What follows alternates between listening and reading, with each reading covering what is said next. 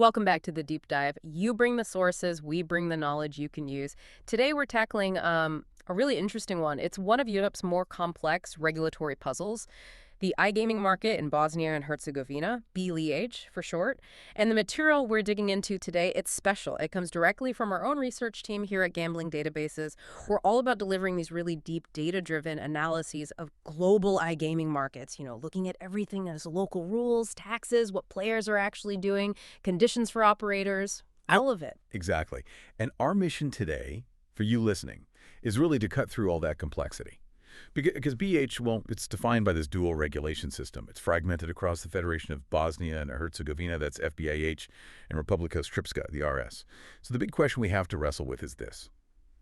You've got this market, it's highly fractured, generates maybe $50 to $65 million online revenue a year. Is that a genuine opportunity, a real emerging entry point, or is it basically just a regulatory trap waiting to catch operators who haven't done their homework? That really is the core question, isn't it? Okay, so let's unpack this. Starting where every operator has to start. Oh. The legal and regulatory side. Hmm. Our report calls it a fragmented regulatory nightmare.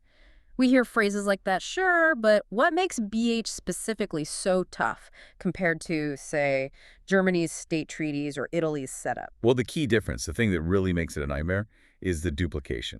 Just sheer duplication of effort. If you want full market coverage across the whole country, Which you presumably want. right, you need separate licenses, one from the FBIH, another completely separate one from the RS. Right. It's not like a federal system where one license covers subsidiaries. No, it's two distinct processes. Wow. Okay, so you're basically doubling your compliance team, your legal spend, all that admin, just to operate in what's geographically a pretty small country. Precisely. And it gets worse. If you decide to look at land-based operations, especially over the Federation side, the FBIH, then you add cantonal-level rules on top of the entity rules. So you're dealing with federal, entity, and now cantonal regulations. It's layers upon layers. Incredibly burdensome. Okay, that sounds like a huge fixed cost right away. But sometimes tricky regulations come with, nice tax breaks. Is there a financial upside? The report does mention one thing that looks good. Corporate income tax, CIT, is only 10%. That's low for Europe. It looks great, doesn't it, that 10%? Very inviting. But here's where it gets really interesting, and not in a good way for operators. That low CIT is completely overshadowed by the gross gaming revenue taxes, the GGR tax. Yeah.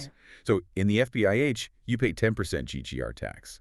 In the RS, it's a range, 5% to 10%. But, and this is crucial, the Federation, FBIH, they don't stop there. They also let the local municipalities add their own tax on GGR, another 2% to 5%.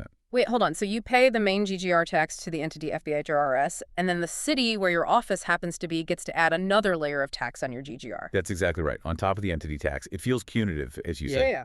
And the result is, when you add it all up, the GGR taxes, these municipal add-ons, plus the corporate income tax on whatever profit is left, the effective tax rate on your actual profits, it can easily go past 50%. Might even hit 60%. 60%. Okay, so that attractive 10% corporate tax is, well, it's basically a red herring. It draws you in. But the real cost is hidden in these other layers. That's a massive warning sign. If you're giving up more than half your profit to taxes, why is anyone even there? Is the market itself huge? Is that the prize? Well, that's the next logical question, isn't it? If the taxes are that brutal, the market must be enormous to compensate. So tell us, how big is the prize? The prize is, well, the report calls it an impossibly small market. And that's not really an exaggeration. The total annual online revenue, just 50 to 65 million US dollars. 50 to 65 million for the entire country's online gambling. For the whole country.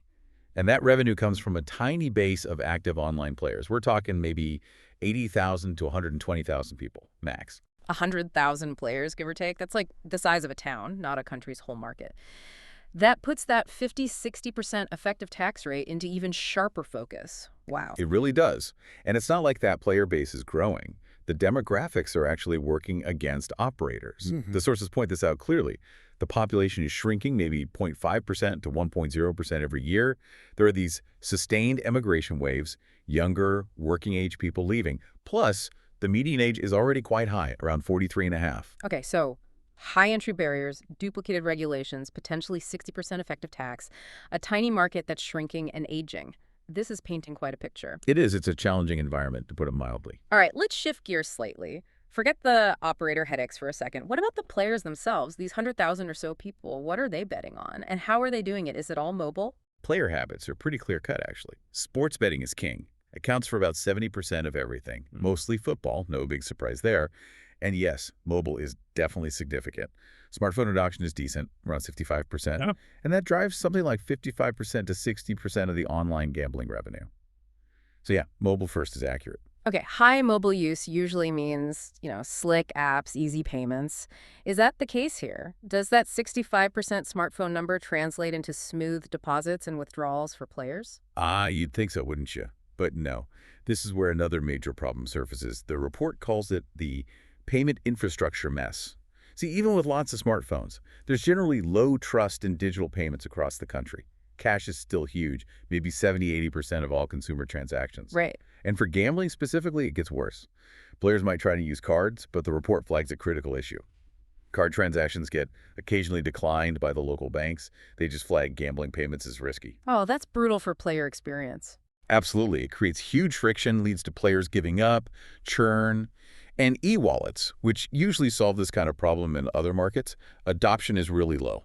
Only 10%, maybe 15%. So let me get this straight. An operator jumps through all the regulatory hoops, pays maybe 60% effective tax, builds a platform for this tiny market, and then they lose players because the bank simply won't let the deposit go through. That's a very real risk. They're fighting that payment friction constantly. And on top of that, they're fighting the offshore competition. Ah, yes, the unlicensed operator. Exactly. They're a huge issue there.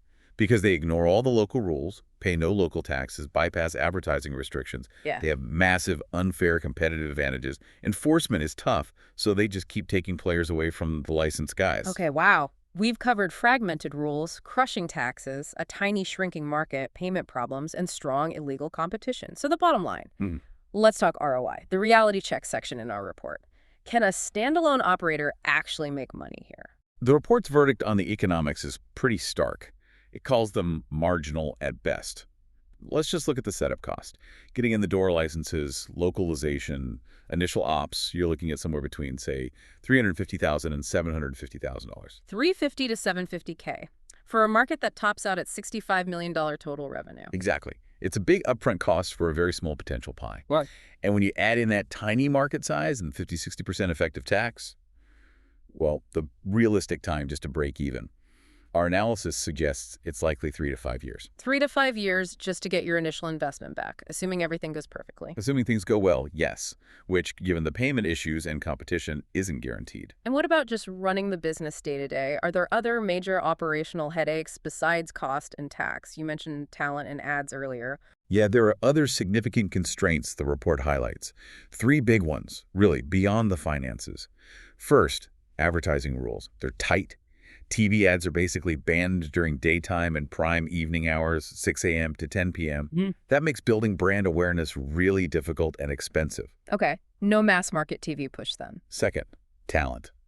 The region suffers from a brain drain, as the report puts it. It's genuinely hard to find and keep skilled local people in tech, in compliance, marketing, management. That dries up your costs or forces you to rely on expats, which adds complexity. Right, the human capital issue. And third, there's still ambiguity in the rules. Even with a license, particularly for online casino games, the framework is described as underdeveloped. That means uncertainty about technical standards, compliance details. You're sort of figuring things out as you go, which is risky. Man, it really sounds like a non-starter for almost any company looking at this fresh. So given all these massive challenges, who should even be thinking about BH? Is there anyone for whom this makes sense? The analysis is very clear on this. There's really only one profile that fits. An established, efficient, regional Balkan operator. Meaning someone already big in nearby countries. Precisely. Someone already operating successfully in, say, Serbia, Croatia, Montenegro. If you have that existing infrastructure, your tech platform, your compliance teams, your core management, and you can basically spread those fixed costs across several markets, then maybe BH becomes like a small, marginal, high-tax add-on to your existing portfolio. You absorb the extra complexity because the core costs are already covered elsewhere. But for anyone else, a standalone operator, someone new to the region looking at BH first, the report's conclusion is decisive. Standalone entry makes no economic sense. The market's just too small, too complex, too heavily taxed. The risk versus the potential reward just doesn't stack up. That is a really clear, data-driven verdict. Okay, so let's recap the main takeaway for you, the listener. Bosnia and Herzegovina It's complex, right? Regulatory fragmentation is a huge issue. The effective tax burden is potentially crippling, maybe 50–60% on profits. The market's tiny and shrinking, payments are messy. It really comes across as a high-risk, pretty low-reward market unless, and this is the key caveat, unless it's just one small part of a much larger existing regional Balkan strategy. Perfectly summarized. Hmm. And that leads to one last kind of provocative thought for you to mull over. Given that the pure economic returns look so marginal, maybe even negative for a while, what's the real value of getting a license in BH? Is it about the GGR you might eventually generate, Hmm. or is it more about the political and regulatory capital you gain? Getting that license, being an approved operator in a complex European country, could that be a strategic asset? Something you leverage later for bigger deals, maybe as BH moves towards EU integration. It kind of reframes the license, doesn't it? Maybe it's less about immediate profit and more about long-term strategic positioning in the region. Thinking of the license itself as a piece of political or strategic infrastructure rather than just a revenue generator. That's a really interesting lens to view this through. A fascinating final thought. Well, if you found this deep dive valuable, remember, we are the Gambling Databases research team. We live and breathe this stuff digging into regulations, player data, market conditions globally. For the full analysis on Bosnia and Herzegovina and reports on many other countries with all the detailed data points, you can visit our website. It's gamblingdatabases.com.